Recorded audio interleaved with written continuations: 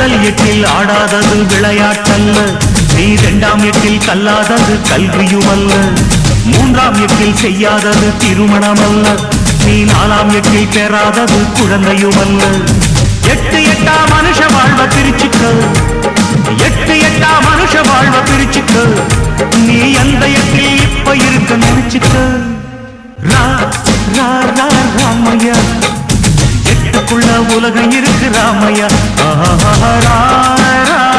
ராமையா, நான் புட்டு புட்டு வைக்க போறேன் பாறையா.